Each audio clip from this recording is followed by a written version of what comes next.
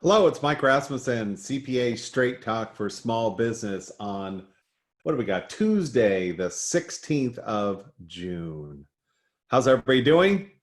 Here's what I want to do. I'm going to flip over and show you what's going on. Really, the pressure has really come off on actually with the programs that are out there right now, and it's because we're looking for a new application from the SBA. We're looking for which is actually now going to be a great time to get your documentation together. Okay, so what I've been doing the last couple days, in fact, I got about 50 that I'm doing, but we're using this template right now to be able to accumulate all of our data and look at our numbers and look at to see if there's any exceptions and really doing a calculation.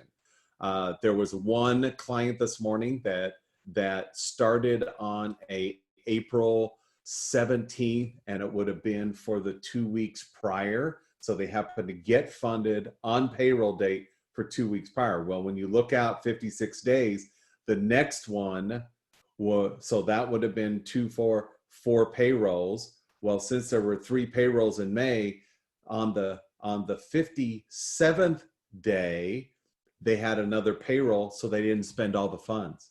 So had it not been for the increase up to the 24 weeks, then we would have, had it not been for that, then we would have been, would not have qualified for the 8-week period because we didn't spend all the money. And in this situation, they estimated low. So when the lender, this is a great example. So when I'll give an example. Let's just I'll show you my screen right now. Here's what happened. So right here, let me go through, let me get you my screen. Okay. So what basically happened is, here was 04/17/20. Okay. And I'm not going to do an alternative payroll date there because it's basically blank. And the start was 04/17/20. Okay. So when we did this, and if you go to the input sheet, okay, which is what we do. So over here, you will see that if it was 4/17, it would have the alternative ending date, which is 56 dates, right? That's what that is, would have been 6/12. So right here on week 1 was 4/17, and then the way this turned out is that you had pay run right here. That would have been 0 payroll. And then this would have been 0 payroll. Okay. And then this would have been 0 payroll. Okay.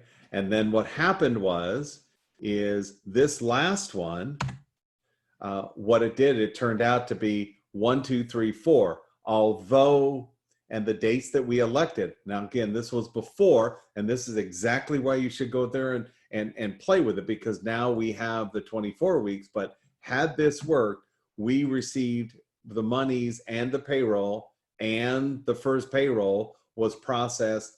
We received the money and made payroll for the prior 2 weeks. So that means we would have had 1, 2, 3, 4. It just turns out that this last payroll would have, and so in this situation, they're at 102. This number of total payroll, when you went to the front, was very, very similar to this. Here is an example of where you've got your eligible, and I'm going to put, this is okay, but the number, their PPP loan amount was like, let's just say 175. Okay.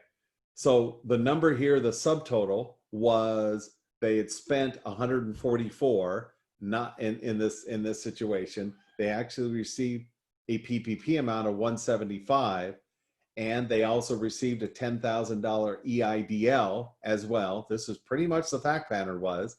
So at this point, with this information,